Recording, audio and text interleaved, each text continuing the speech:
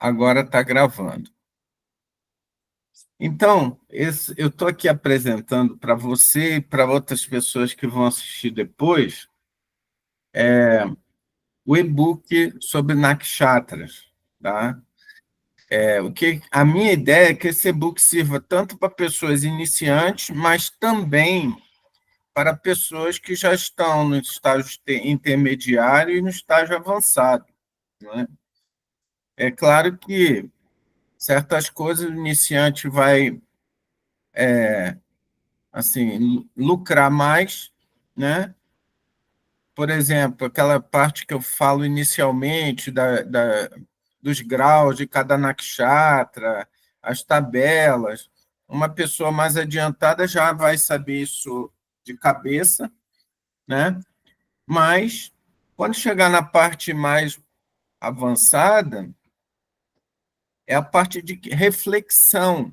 Reflexão não tem tempo, você pode passar um tempo estudando, refletindo, e pode passar a vida inteira fazendo isso, porque é parte da astrologia, você está sempre revendo os símbolos, os significados, o conteúdo, e vai ampliando de acordo com a sua capacidade de entender as pessoas e o mundo, né? Então, a astrologia é uma ferramenta que não é uma coisa exata, pontual, como a matemática, né? Ela é abstrata também e dá margem a você evoluir o entendimento, né? Então, depois que você lê esse livro algumas vezes, você talvez tenha uma impressão diferente. E essa é a minha proposta, tá? Então, aqui eu coloco o Nakshatra, o título do livro é Nakshatras, como vários livros têm esse mesmo título, e eu falo dos signos lunares e seus mistérios, né? E o objetivo dele é um aprendizado rápido e fácil, né? Tem coisas aqui que eu ainda estou colocando no e-book, que é sumário, índice, tela de índice, essas coisas que eu ainda não coloquei aqui, né? Mas, vamos ver aqui. Então, eu já falei para quem serve esse estudo e como estudar. A primeira parte deste e-book, ela é assim, um conteúdo de referências, né? Coisas que você precisa saber, né? O pré-requisito inicial para estudar sobre nakshatras é você saber dos planetas e dos signos, né? Então, uma pessoa que não sabe nem o que é o Sol, o que é a Lua, estudar os nakshatras não vai ser interessante, porque aqui você pressupõe que você já saiba o que é o Sol, Lua, o que é Áries, Touro, tá? Então, mas essa primeira parte ela recolhe dados sobre os nakshatras, como o número, o nome, divindades, essas coisas todas. A gente vai ver aqui. A segunda parte, ela fala de cada nakshatra individualmente.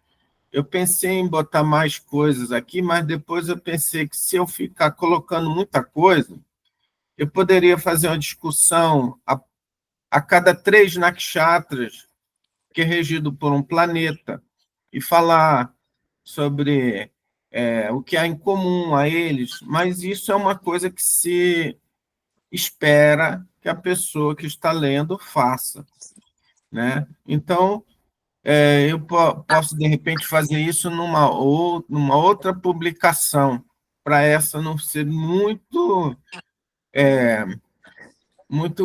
complexa, né? Muito prolongada, né? E a leitura muito complexa e prolongada às vezes cansa. Eu não quero que isso seja uma obra que canse, né? Tá?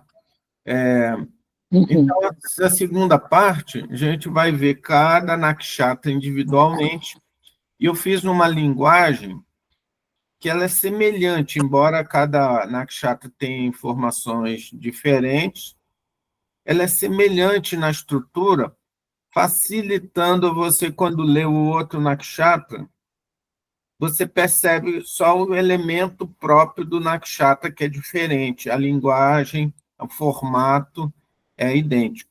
Entendeu? Todos têm 3 partes, todos têm 10 palavras-chave. Então, tem um formato que acompanha cada um. Então, você vai lendo um, vai lendo 2, vai lendo 10, você já começa a se acostumar. Você lê uma segunda vez, terceira, né, o livro todo, aí você vai estar vendo que você vai estar absorvendo muito mais facilmente tudo. Na terceira parte, é uma parte mais, não diria complexa, mas é mais abstrata. Exige que você viaje um pouquinho nos mitos, expanda um pouco o entendimento de cada nakshatra, separando um pouquinho a ideia do nakshatra da pessoa e pensando mais no nakshatra como um estágio de evolução humana, né? Que todos os nakshatras estão dentro de nós. Ou seja, não se preocupe com só o seu nakshatra, né? Mas se preocupe em entender todos, porque cada um está dentro de um processo, de uma sequência de evolução, né? Então, essa outra parte ela vai ser útil para quem já estuda Nakshatra há muito tempo, pode saber muito, tá? Porque saber muito não significa que saiba tudo, e nós nunca sabemos tudo, né? Então, essa parte aí vai sempre acrescentar para alguém, mesmo que seja um estudante avançado, seja um professor de Nakshatra, né? E também para mim, né? Eu mesmo vou reler, rever, porque vai ser útil para todos nós. Então, essa primeira parte eu reorganizei aqui e coloquei um pouco mais do que o que você recebeu, tá, Lili? Outras pessoas não receberam, mas você que recebeu, eu não tinha feito, por exemplo, esse Ashtakuta, eu tinha colocado só um tópico dos animais. Aí eu resolvi colocar o Ashtakuta dos 8 tópicos, que a palavra asta é 8, e kuta é ponto, né? Então, são 8 métodos de pontuação que indicam a compatibilidade. Isso é uma coisa muito usada. Astrologia védica, vários sites, vários softwares de astrologia védica fazem essa contagem da pontuação. E o pessoal, assim, como tudo na astrologia védica, tem aquelas pessoas que são fanáticas, cegas, acham que tudo da astrologia védica é 100%, é divino. Quer dizer, pode ser divino, mas você tem que questionar tudo. Na astrologia, é diferente, que muitas pessoas que estudam astrologia, elas têm inclinação religiosa forte. E a religião, ela faz as pessoas ficarem um pouco bloqueadas, querendo aceitar tudo cegamente, né? Então, se a religião diz uma coisa, por exemplo, que a Santíssima Trindade, Pai, Filho e Espírito Santo, você repete aquilo até aquilo ser verdade para você. Mas são poucas pessoas que vão refletir e pensar, será que isso é real mesmo ou é a criação da igreja para seus objetivos políticos, né? Dentro da religião, né? Então, o astrólogo deveria ser cientista na astrologia, ou seja, tem tudo isso aí, é muito maravilhoso, mas temos que testar na prática. Isso tudo não funciona na prática, então eu não posso aceitar cegamente, né? Tá? Então, esse Ashtakuta tem a tradição de ser hindu, e o pessoal que adora, ama o hinduísmo, eu amo o hinduísmo, mas não sou fanático cego de hinduísmo e de nada, né? Então, mas tem pessoas que são amantes do hinduísmo e são fanáticos da religião hindu, fanáticos de tudo que fala que o hindu disse, mas isso não acontece comigo. Se uma coisa não tem sentido, né, eu fico observando e rio comigo mesmo, porque é da natureza humana ter essa coisa de fé cega, né? E aí, então, resolvi colocar o Ashtakuta só para reflexão, né? Tem uns pontos que são interessantes, como aquele dos animais que eu tinha colocado para você, mas também aquilo lá é uma coisa a se observar e refletir, né? Tá? O Tarabala, eu passei lá para o final, coloquei mais informações sobre o Tarabala para ficar mais claro, porque o Tarabala é um sistema, uma coisa que eu não vou entrar nessa obra, porque o Tarabala merece um estudo só para o Tarabala, ou seja, exemplos, casos, vários tipos de casos, caso de casamento, caso de morte, caso de posse de poder, tudo mais, né? Então, o Tarabala é um sistema interessante, útil, né? Mas exige esse estudo mais dedicado e de pesquisa, porque não tem ninguém falando muito sobre Tarabala. Eu acredito que poucas pessoas estudaram Tarabala com atenção, né? E como na astrologia védica tem muita coisa a se aprender, muita gente talvez não achou interessante repassar o Tarabala, mas eu penso que é possível no futuro eu fazer uma publicação sobre o Tarabala, só o Tarabala, né? Tá? Então, nesta obra, eu quero só que você perceba, existe o Tarabala, ele é assim, assim, assado. Se você não entendeu tudo, não se preocupa, porque você vai precisar de tempo para entender. Uma pessoa iniciante, compreender o Tarabala 100%, só por isso que eu estou falando, vai ser impossível. Tá? Mas dá para você ter uma noção que é um sistema que exige atenção, que tem suas características a serem avaliadas e acompanhadas, isso só com vários exemplos.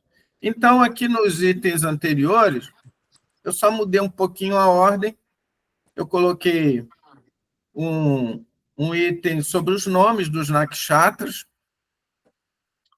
Aí, no caso dos nomes, o sânscrito ele é uma língua muito, como o latim e como o grego, ela é muito complexa, né? Então, o nome ele significa uma coisa. Uma pessoa pode entender desse nome uma coisa, e outra pessoa entender desse nome outra coisa. Podem ser coisas parecidas ou semelhantes, mas às vezes tem uma diferença razoável. Então, os nomes dos nakshatras é uma questão de pesquisa, né? A gente deveria analisar vários significados, só que ficaria muito extenso você ficar só analisando os nomes. É como se você estivesse estudando com muito detalhe, né? Então, eu não queria, nessa publicação, ficar desse jeito. Então, eu deixo só uma versão e deixo para cada um, se quiser verificar outros significados, procurar por outras fontes. Tá? Mas só tendo uma noção do nome, significa isso, depois isso te ajuda mais na frente, quando você vê mais coisas sobre o nakshatra, né? Nem que seja só um pouquinho. As estrelas fixas é uma coisa que é quase... Eu nunca vi nenhuma publicação falando das estrelas fixas e os nakshatras. Os hindus falam das estrelas fixas, mas eles não têm os significados que a astrologia ocidental dá para eles, né? Porque eles já vão direto no significado do nakshatra. A estrela fixa, o significado é o próprio nakshatra. Mas aqui eu coloquei para informação os significados da astrologia ocidental, pelo menos os significados mais conhecidos, e das estrelas fixas ligadas aos nakshatras, para informação apenas. Pesquisa também no futuro, se alguém quiser fazer algum tipo de investigação. A regência dos nakshatras é um ponto importante, símbolos, divindades, tipos de nakshatras. Esses tipos de nakshatras, eles são muito usados na astrologia védica atualmente para trânsito, né? Se você sabe que um determinado nakshatra é bom para viagens, para atividades ligadas a viagens, aí você vai programar uma viagem e escolhe sair no dia que a Lua está nesse nakshatra, que a Lua passa um dia em cada nakshatra, né? Então, seria como se fosse uma dica para você escolher o dia para viajar, para fazer determinadas coisas. São 7 tipos de nakshatras, 7 tipos de atividades. E aí você vai escolhendo, né? Só que eu não gosto desse tipo de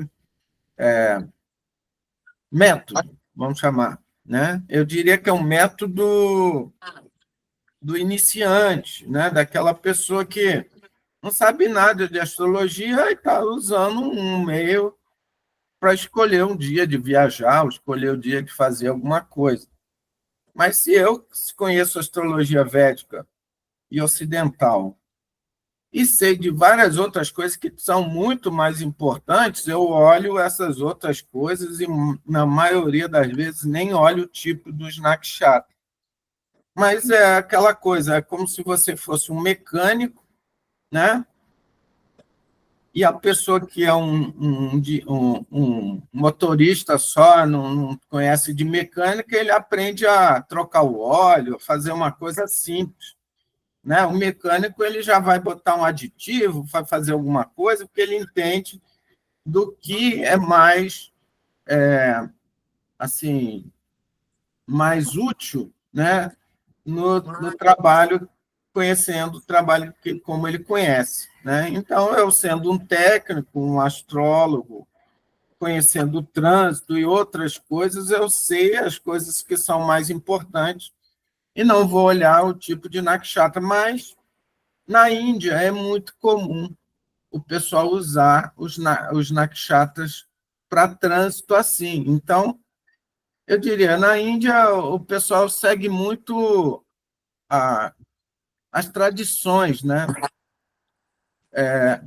Então, o pessoal segue, né? Mas eu não, eu sigo aquilo que eu vejo que dá resultado, que eu tenho experiência e não estou nem aí para as tradições se elas estiverem furadas, né? Não é o caso aqui, mas, mas é uma coisa mais leve, né?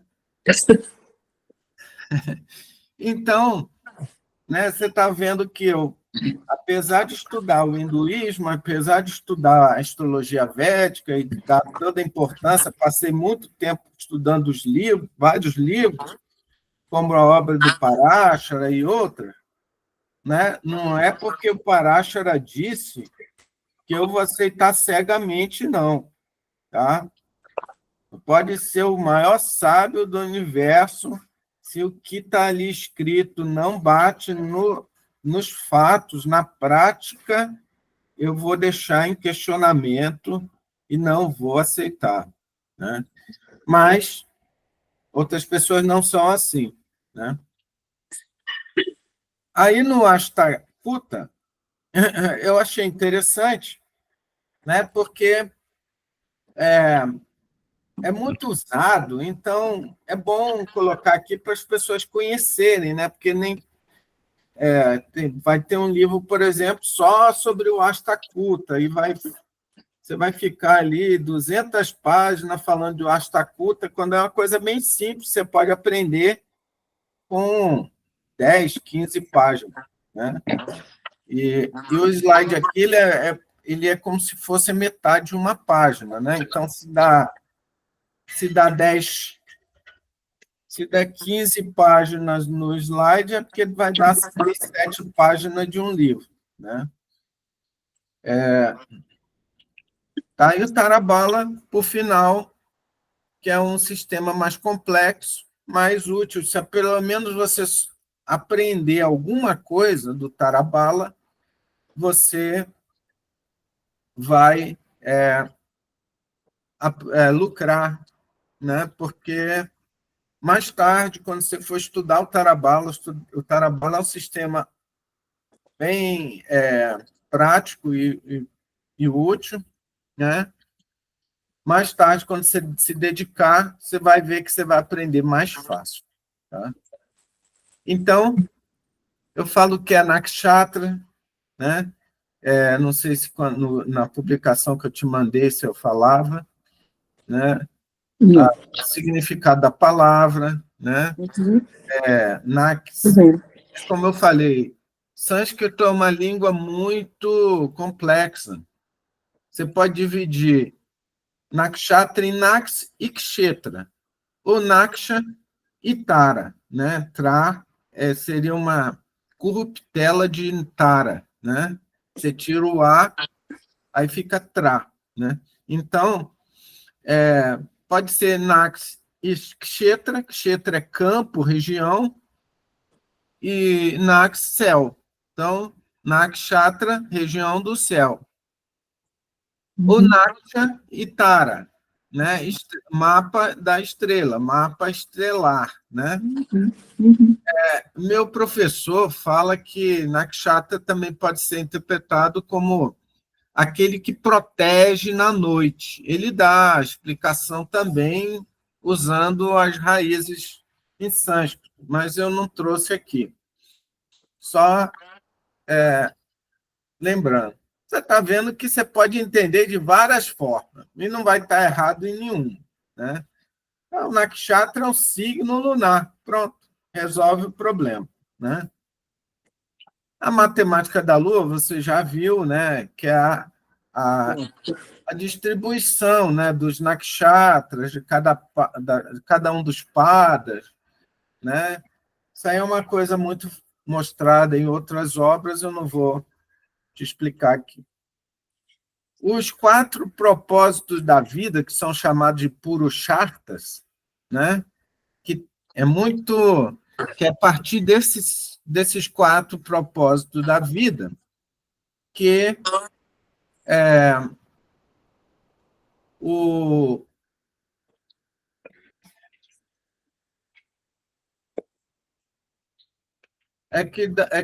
existe aquela divisão de casta na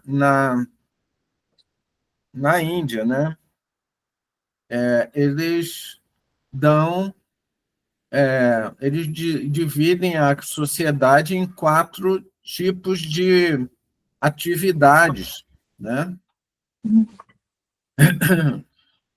A partir desse princípio dos 4 propósitos da vida, o Dharma, Artha, Kama e Moksha. Né?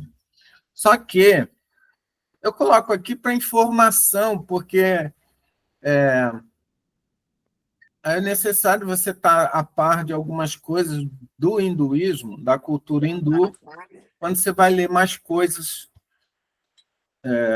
de origem hindu. Né? Então, isso aqui é importante para saber. Né?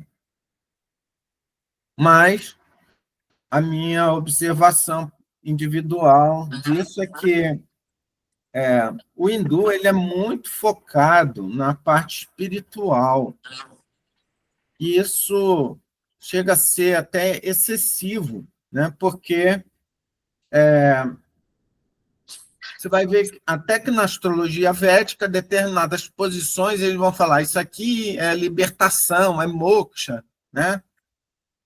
Só que se a gente parar para pensar e ser objetivo, você pega aquela pessoa que tem essa posição, ou 10 ou 100, qual delas alcançou libertação? Você vai ver que provavelmente nenhuma, né? A não ser que você vai pegar mapas de pessoas realmente elevadas, como Yogananda, Ramana Maharishi, que são poucos, e aí você encontra algumas dessas posições. Mas, se você pegar na pessoa normal aí do dia a dia, pegar 100, nenhuma alcançou moksha, nenhuma. Nem moksha, até o princípio, o conceito de moksha, eu entendo que o hindu já perdeu um pouquinho o entendimento, porque é tanta informação que sai do fonte hindu que as coisas ficam soltas, né? Então, eu fico sempre observando quando eles falam dessas coisas, fico forçando muito a ideia de moksha. Não, isso é moksha, isso aqui é moksha, isso aqui é moksha. Você não acha nenhuma pessoa que alcançou moksha, pelo contrário, vê pessoas muito complicadas aí na vida, né? Então, mas vamos deixar de falando, eu vou só observando e vou vendo que certas coisas não podem ser levadas ao pé da letra, tá? Mas é interessante saber desses conceitos que o hindu fala tanto, né?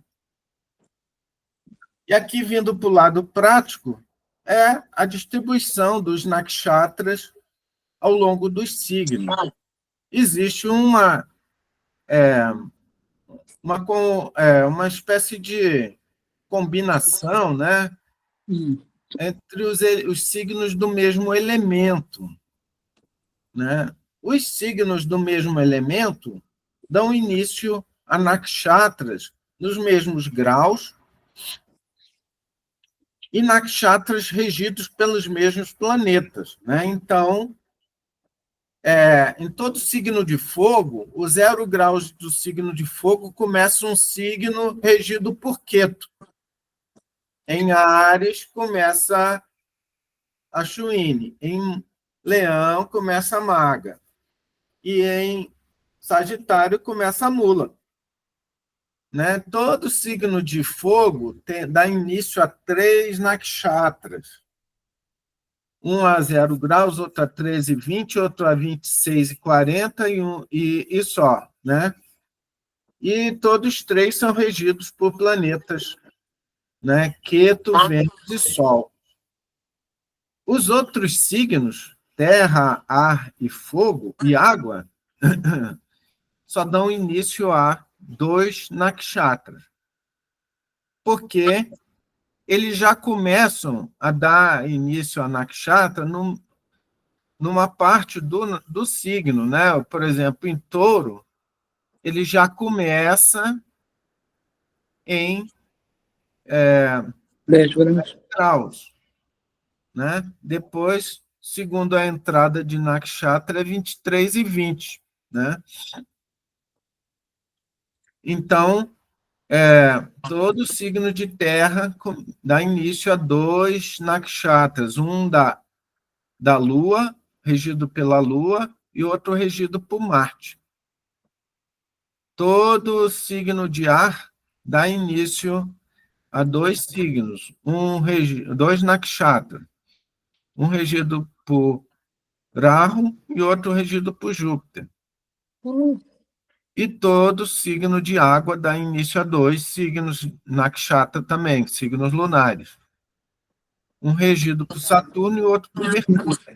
Então, você tendo isso em mente, lidando com os nakshatras para cá e para lá, você vai acostumando. Quando falar que o nakshatra tal, você já sabe que ele está em Áries, ou em Leão, ou em Sagitário, né? Porque os nakshatras de Vênus estão sempre em signo de fogo.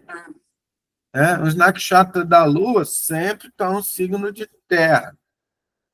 da Lua pode ser Rohini, que vai estar em Touro, pode ser Rasta, que vai estar em Virgem, ou pode ser Ravana, que vai estar em Capricórnio. Né? Então, se o Nakshatra é regido pela Lua, você já sabe que está num signo de terra. Aí você já sabe, pelo número do Nakshatra, se ele está na primeira, segunda ou terceira parte, que nós vimos lá, seria o Buloka, Buvaloka ou Swargaloka. Né? Mas isso aí eu vou falar mais à frente. É aqui, ó. De 1 a 9, Nakshatra de 1 a 9 começa em Áries e vai até Câncer. Né? Então, o Buloka são os Nakshatra de 1 a 9. Buvaloka, Nakshatra de 10 a 18.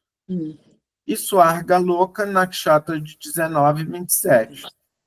Então, essa visualização aqui te dá uma noção. Né? Que eu vou falar o que é Buloka, Buvaloka, mais na frente.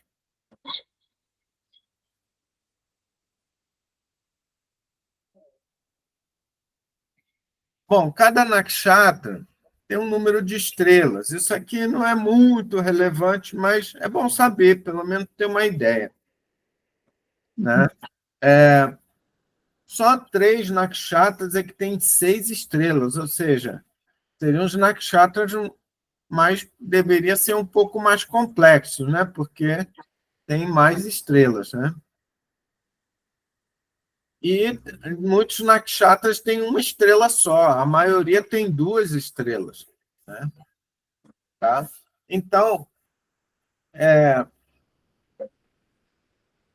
depois eu vou apresentar as estrelas fixas, só que eu não vou falar todas as estrelas de cada nakshatra. Eu vou falar só uma, né? E você vai ter que pesquisar mais se quiser saber de mais detalhes. Nomes dos nakshatras, isso aqui, cada nome tem um significado. Então, a Ashwini significa cabeça de cavalo, né? Pode significar outras coisas. Bharani é portador, mas pode significar aquele que suporta, né? Então, tem vários outros significados que você poderia encontrar também. Eu dei só um para simplificar, ficar mais fácil de apresentar numa tela, para você também analisar os todos, porque se tiver muitos para cada um, fica muito difícil de guardar alguma coisa. E depois você vai utilizar isso com calma, mas sem pressa. Estrelas fixas, já falei.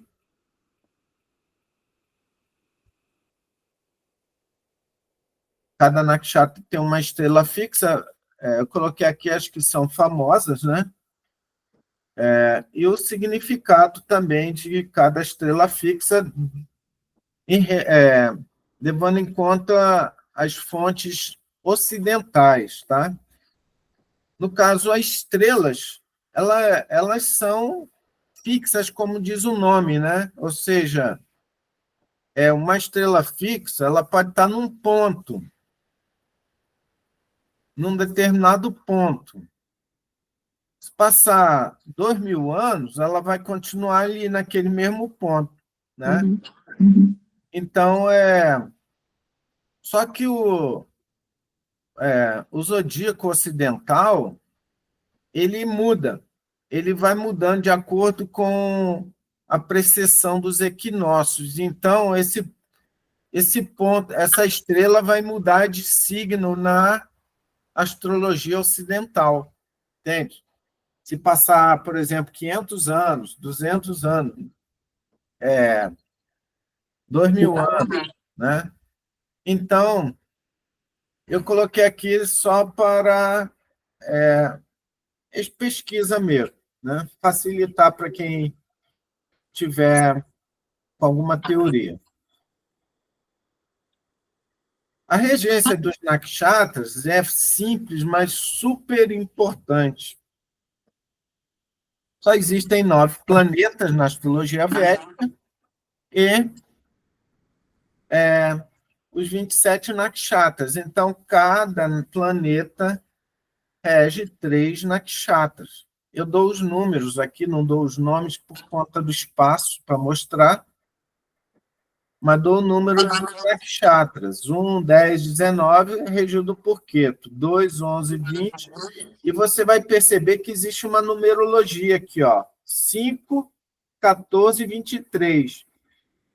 São regidos por Marte. Todos regidos por Marte, se resume e vai dar 5. Todos regidos por Arro vai estar no resumo aqui na. O pessoal fala que é a soma numerológica, né? 1 e 5, 6, vai dar 6. 2 e 4, 6 também. Então, pelo número do nakshatra, se você guardou a ordem e o planeta que rege, você vai identificar pelo número do nakshatra. Tá? Símbolos dos nakshatras, uma coisa importante também para reflexão, né? Então, o símbolo de Ashwini é o cavalo. E aqui eu estou dando o que cada símbolo significa, que também você pode associar ao nakshatra, né? Tá? No Critica, por exemplo, em algumas fontes vai falar que é uma adaga. Tem a diferença de uma faca. A faca você usa na cozinha, a adaga você não vai usar na cozinha. Mas a ideia é que é alguma coisa afiada, né? Então, isso é uma das características do nakshatra de Kritika. É uma pessoa com a mente afiada, com a capacidade de raciocínio afiado, né? Então, os símbolos eles podem ajudar muito a entender o nakshatra também. E ele exige reflexão. Não adianta só decorar, é refletir um pouco também. É possível que um ou dois ou três símbolos sejam um pouquinho diferentes, porque o nakshatra pode ter um símbolo ou dois símbolos, ou algumas fontes dizem que é um símbolo, outras fontes dizem que é outro. Isso pode acontecer, né? Mas aí nós não vamos coletar todas as fontes, porque iria ficar muito confuso, complexo. Não quero nada muito complexo aqui. Eu quero uma tabela simples que você possa consultar rapidamente a hora que você tiver uma dúvida, né? As divindades dos nakshatras também. É que eu vou falar algumas coisas sobre as divindades, né? Cada divindade tem características, qualidades, poderes, e você pode associar as características do nakshatra também, tá? Então, você vai ver que é muito parecido com os símbolos aqui,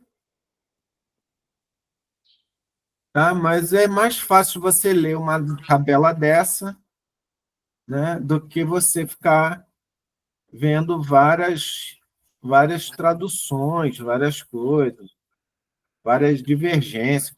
Com relação às divindades, a palavra devata significa divindades, tá? Uhum. Sânscrito. Com relação às divindades, é possível que uma outra publicação troque uma divindade. Por exemplo, aqui, ó, Mrigashira é Soma.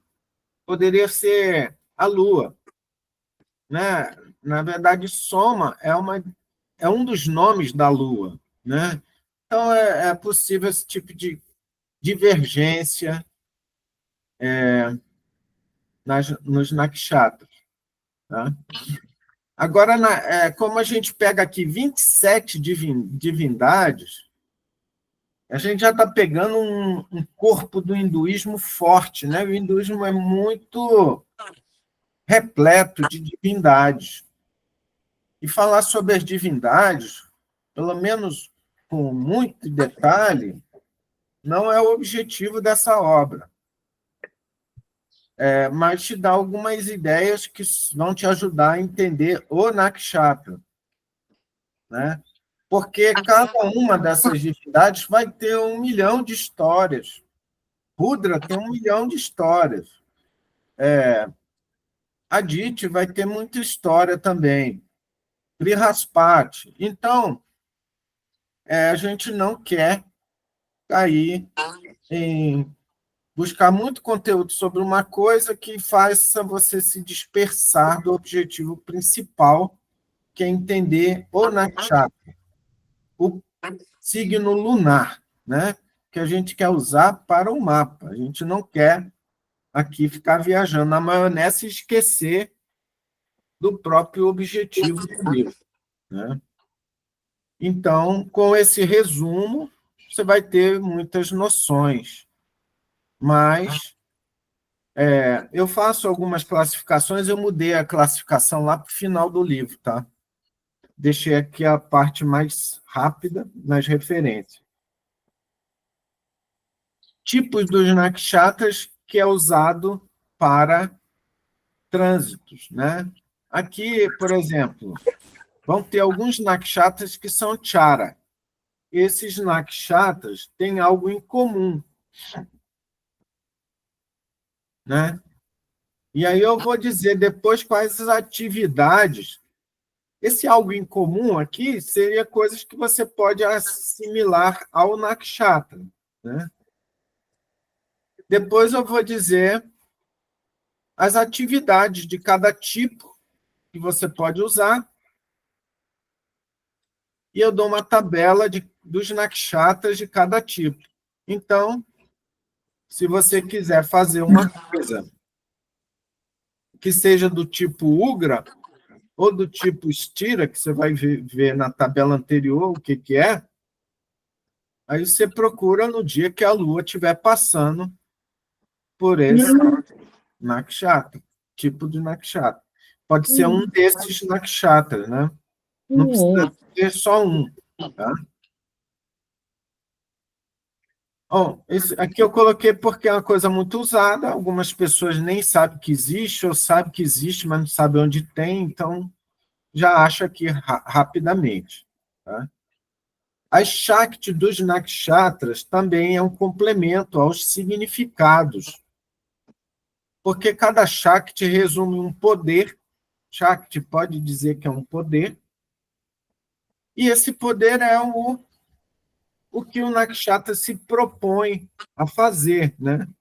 Então, eu trouxe esse Shakti dos nakshatras também, né?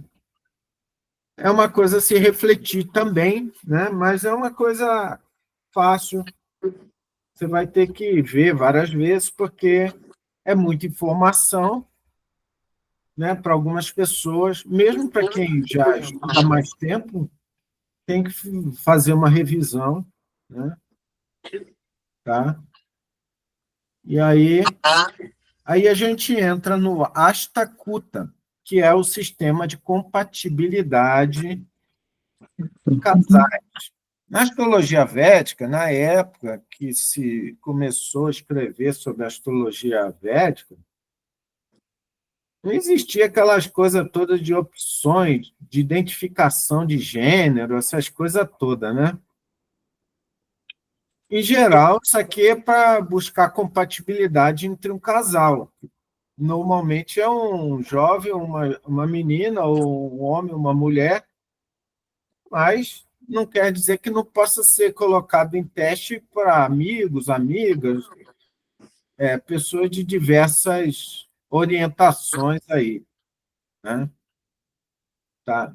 Mas os textos vão estar acusando a questão de casal, né?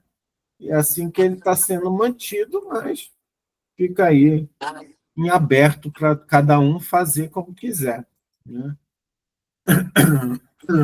Aqui eu estou falando, eu estou com a voz um pouco rouca, dos 8 tipos de Ashtakuta, né? 8 métodos. Alguns são métodos envolvendo nakshatras e outros planetas e signos, né? Então,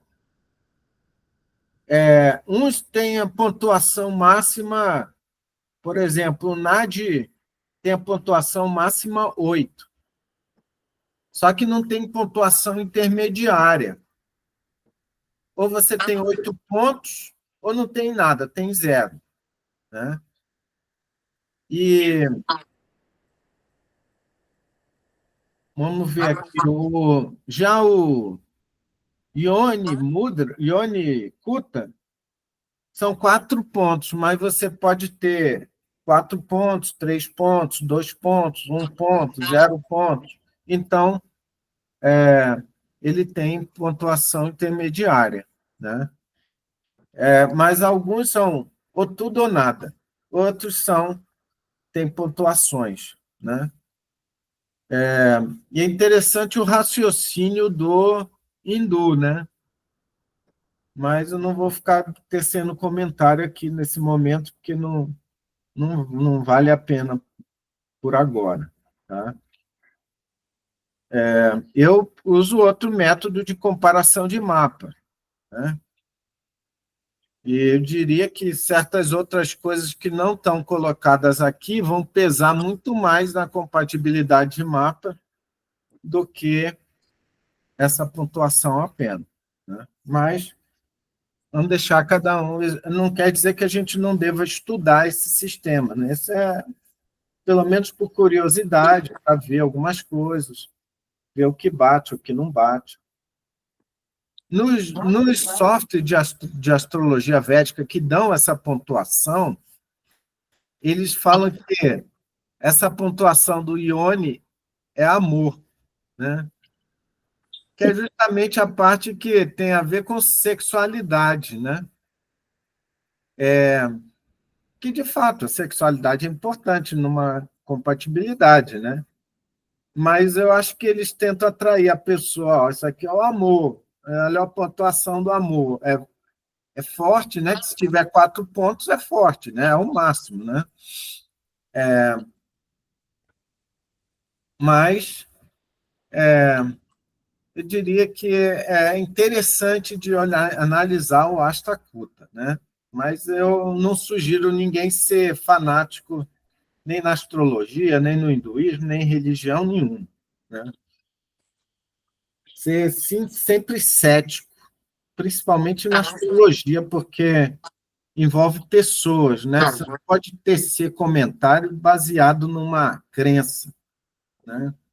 Você tem que ter certeza.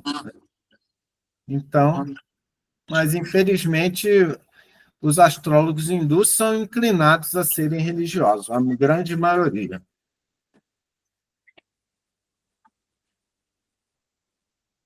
Então, aqui eu vou falar de cada um dos kutas. O Yoni Kuta é o que eu falo primeiro, talvez seja o mais importante, mas é o primeiro. Aí que fala dos animais, fazendo uma associação do animal com o nakshatra. Né? São 14 animais, e aí tem o animal masculino e o animal feminino. Se a pessoa cai dela tendo um nakshatra de um animal, a outra pessoa tem um nakshatra do outro animal, do mesmo animal,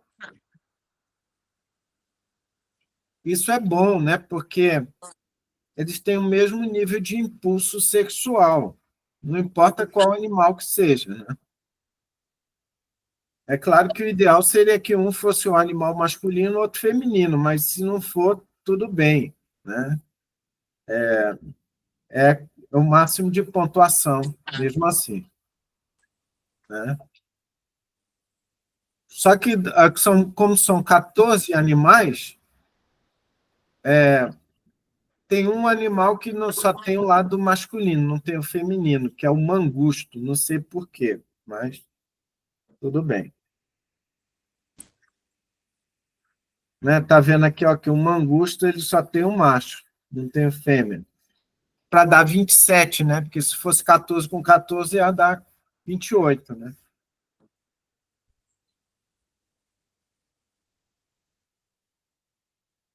Então, aqui eu dou uma tabela que dá mais fácil. Se você tem o seu nakshatra e o nakshatra da outra pessoa, você faz o cruzamento aqui e vê a pontuação. Eu marquei aqui o 0, que é mais fácil de identificar. O 0, logo você vê que esse aqui não tem compatibilidade nenhuma, né? Mas não fiquei marcando 4, outras coisas, senão ia ficar um show de cores aqui.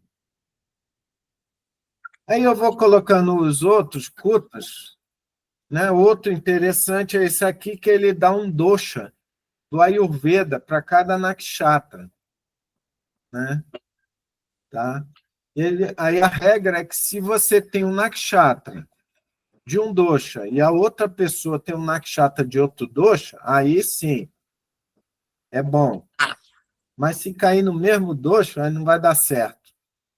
Porque uma é Kapha, outra é Kapha também, né? Só que isso aí é o Kapha do nakshatra. A pessoa pode não ser Kapha na constituição dela, ela pode ser Vata, Pitta, qualquer coisa. Então a gente vê que isso aqui ainda é muito, assim, muito básico, né? Mas tudo bem. Desenvolveram um sistema e todo mundo usa isso aí. Se eu fizer uma obra só falando de comparações de mapa, aí eu vou apresentar outras coisas que são mais fortes do que esse tipo de pontuação aqui, por exemplo, né? Porque aqui você está vendo que está dando 8 pontos, mais ainda do que os animais, né? Seria a compatibilidade sexual. Aqui ele está dizendo que se a pessoa tem um nakshatra de um dosha e o outro tem um nakshatra de outro dosha, é mais fácil deles terem capacidade de ter filhos, né? Tá? Então, e ter filhos é uma coisa muito importante na cultura hindu, né? Então, Uhum. 8 pontos, mais do que os outros. Mas, de qualquer forma, é uma coisa a ser questionada aqui. Aí tem os outros, Ganakuta. Ganakuta, ele divide os nakshatra em Deva, Rakshasa, que seriam os demônios, o Manusha, que seria o humano. Né? Mas é coisa para ser refletida, analisada, mas não tomar muito, criar muitas ideias sem comprovação na prática. E aí chega no Tarabala, né, que é um sistema completo, um sistema até complexo um pouco, né? Porque seria uma leitura do mapa de outra forma, né?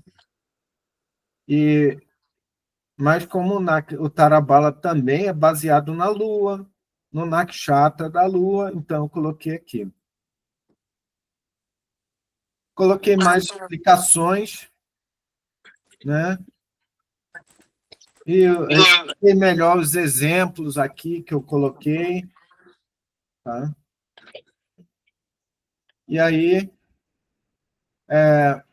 deixo aqui para reflexão também, para estudos mais avançados. Expliquei por que o Saturno, aquilo que você teve dúvida. E aí a gente entra na segunda parte. Vou dar um break aqui.